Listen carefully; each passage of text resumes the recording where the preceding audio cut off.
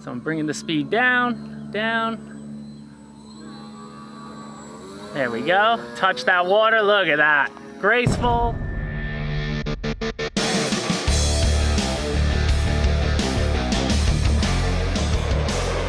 Hello pilots, welcome back to Motion RC, and I'm James, and we're going to be doing an in-depth overview today on one of my favorite Nexa models. This is the de Havilland DH-6 Twin Otter. Been around since the 60s, this aircraft, doing all sorts of cargo, medevac, passenger flights. It's used for skydivers and parachuters in the Army and such. This plane's been around, and it's one of my favorite models to fly just in general overall.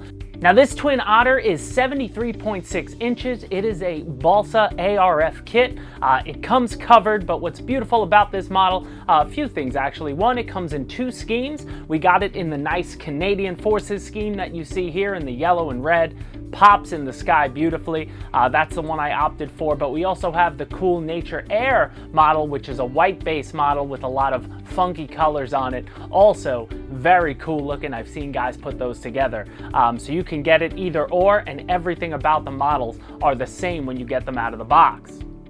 But now as far as this kit goes, she will come with just the static landing gear, and you would need to add a servo for the nose gear. It is a tricycle, so it's going to have a nose gear right up front, and then these two spars that you see attached to the floats, that comes with it, and you just attach the tires there. You can get an optional float set, which I did for this model that we carry, and you know, that's available right now, and that's what I wanted to go to because I live near a lake, so I wanted something that I could take to the lake. I'm 5 minutes away. I enjoy flying off of the water, and I always wanted to do it in balsa. So when this baby came on the market, I was excited to have gotten it then. And I take it out every year a couple times to the lake and just have some really beautiful flights. So now before we get into the model and show you around, let's just go over the features of the Nexa DH-6. So as far as the wingspan goes, again, this model is 73.6 inches. It was even hard for me to fit it into the camera. It is pretty big. It's about 1,870 millimeters for all our EU shoppers. The kit comes fully covered. You got fiberglass cowls. It's going to come with the spinners. It's going to come with everything you need to complete it except for the electronics, and I went exactly with what's recommended on the website. So for my motors, I went with two Admiral GP2 950 kV brushless outrunner motors. They're each attached to their own 65 amp ESC. I use three different types of servos in this model. I use some high torque HS85BB high techs for my ailerons. I use standard free wing servos that I just had around for my flaps, the 9-gram ones. And then for my elevator and rudder, I went for the high-tech HS485HB deluxe ball bearing servos for a little beefier inside, and they fit perfectly. I also fly this model on two 3-cell 3700 milliamp lipos, but you can easily get up to 5,000 or 6,000s in this model to give you supreme flying time. I just went with the lipos I had because the ESCs we recommend have XT60 connectors, and the 3700s were the best option I had with XT60 connectors that I didn't have to solder. But if you got some 5,000 3Ss with XT60s, or you want to solder on your own XT90s and do it yourself, you can always do that too. For the props, I had went with our recommended APC 11x7 thin electric propeller props, but now that we carry the Admiral wooden props, I bet those would look really beautiful on this model as well. I'm gonna have to get me some of those. Now again, the model before you is the high contrast yellow, red, and black Canadian livery. I really love it in the sky. It pops in any type of sunshine, whether you got clouds or full sun. You're gonna see that yellow wherever it goes, and the red also pops really nicely. But then again, you have the option for that Nature Air, white with the cool colors, looks more like a passenger aircraft, super cool. Now again, the model is built completely out of balsa and light ply construction. There's a lot of ribbing, you can really feel it under the covering. The covering also done, all the decals on it are done. You didn't have to put any of the decals on. You're just straight assembling when you take this out of the box. One of the cool features I like is the top hatch. The top hatch is magnetic, gives you plenty of access to get to your servos for the elevator and the rudder, to put your receiver in if you wanted to put a gyro, you want to get your batteries in, easy access. But then you also have the two front doors which also open and pivot out, which is really nice, and it gives you further access when you're trying to put your batteries in. Because one thing to CG this model, what I had to do on the 3700 packs, because they're lighter than the recommended 5000s, I had to get them more forward because I didn't want to add any extra weight to hit CG. Putting them all forward without adding any extra weight allowed me to hit the CG on the 3700. So if I went to two 5000 packs, which is the recommended packs, I bet I could bring my batteries a little further back, which will be great too. Don't have to add any extra weight. It is a two-piece wing, so you can take the wings off and just break the connections from the ESCs into the fuselage if you want to transport it easier, which is no problem. It takes a little time. You do have to take one of the spars off, and you have to go inside to remove the screw. But all around, pretty status quo for a large balsa aircraft like this.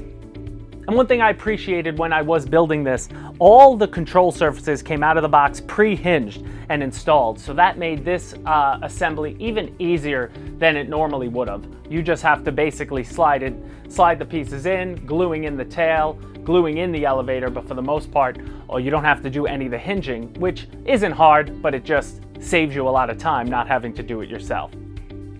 And yeah, guys, and I went with the book CG. The book CG was perfect, so just try to hit that number in the manual, and you're gonna be fine flying this. What I love about the Twin Otter, I'm more of a pilot. My favorite types of planes to fly are the more graceful planes. That's why I like single-engine warbirds or bombers. I'm big into the older aircraft. And then an aircraft like this, just flying in the water, I could have a lot of fun doing touch and goes off the lake. One thing I love about this optional float set is that it is beefy. I've had foam aircraft that I fly off the water, and sometimes you hit the water at the wrong angle and you just break your entire assembly. I never experienced any even idea that this float set would rip off. I mean, I'm not hitting the water super hard, obviously. I'm trying to land it perfectly, but I do love how beefy the gear is. Now, the optional landing gear will come with like a water rudder. You know, you'd have to add an extra servo, and you need an extra channel on your receiver, and then you'd have a wire that you'd have to run up and try to manipulate into the model. I didn't like that, so what I actually did for this model is I went with differential thrust. So when I put my differential thrust on a switch, I mixed it in. So when I give left rudder, just the right prop spins to turn me left in the water. When I give left rudder, the left prop spins. When I give right rudder, the left prop spins and pushes me to the right. I found that to be just cleaner and easier. And again, I have it on a switch. I don't fly in the air with the differential thrust. That might get me in trouble. You know, the Twin Otter isn't supposed to be the most acrobatic plane. It's a STOL aircraft, and it's supposed to be more graceful and gliding. Like, she doesn't roll too fast, things of that nature, and I didn't want to damage her. So I just put it on a switch. When I bring the plane in to land, the second she touches down and she stops, I will flip the switch, and then I can maneuver around the water, get her back to me, which is really great. But obviously you wouldn't need that if you didn't go with the floats, because you're going to install the included nose gear and add an extra servo to have that wide up to your rudder so that you can turn on your runway and such. Now, when it comes to flying, she is so graceful, guys. The included motor setup and ESC combination feels perfect to me. It doesn't feel overpowered. It doesn't feel underpowered. It feels just right, that Goldilocks zone, if you will. You know, the Twin Otter's not designed as an aircraft to be too maneuverable and aerobatic. It's more of a STOL aircraft, so you shouldn't expect to be doing crazy loops and rolls with the plane. But she can do it. She'll roll. It'll be ugly, but she'll do it nicely if you want to do that. For me, it's more just graceful, wide turns, and enjoying your surroundings. You know, I take this model mostly to the lake near my home, which has a bunch of beautiful spots, different spots. A large lake, I can go to many different areas, so I always get a different, you know, location, and it's more just enjoying her. Doing touch and goes off the water is always enjoyable for me. She stall turns beautifully. I love doing that with this model, and just being nice, graceful, and those electric motors, she sounds very efficient and very clean. I love that. Now, I never had any intention of installing the regular landing gear that comes with it, you know, the back tires and the nose gear, which I spoke of, but I've seen other people fly it, and it does beautiful there as well. I just never needed to take this one to my regular flying field. I wanted this one to be my main float flyers, because I'm sure a lot of guys who are in the RC hobby might know of a separate, you know, little club. I know I've been to a few clubs where they have float flying days, where some of the guys from the club meet at a local body of the water just to fly their float flying RC aircraft, and this is one that I'll take to that. So overall, guys, the DH6 Twin Otter from Nexa, whether you go with the beautiful yellow Canadian scheme or you go with the Nature Air all-white scheme, is going to be a great purchase for you, and I would say even a great trainer beginner aircraft into balsa, because again, you get the hinges already done for you, so you're really just assembling this model. Don't be afraid to build a balsa ARF. It's just a little more work than your typical plug and play, but for the most part, every piece that you get fits in. Remember, when you get a balsa ARF kit, that's a 95% complete model. You didn't have to do the gluing and the ribbing. You didn't have to do the covering. You didn't have to do a lot of the hardest stuff to get the plane going. You're just putting on the finishing touches, adding the motors you want to add, adding the electronics you want to add, and such. But overall, it takes a little patience, but when you're done, you're going to get a stunning beauty that always gets looks wherever you take it, and you're going to fly it, and you're going to have a beautiful flying experience, because this model is great, as I said, for somebody, you know, into their first balsa ARF, and the Twin Otter in general would be a good model as a first aircraft just in general for an RC pilot, because of the tricycle gear, the twin motors. You don't have to worry too much about rudder. It's an easy flyer, relaxing flyer, but enjoyable overall. So that'll do it for us here, guys. I hope you enjoyed this in-depth overview on the Nexa DH6 Twin Otter.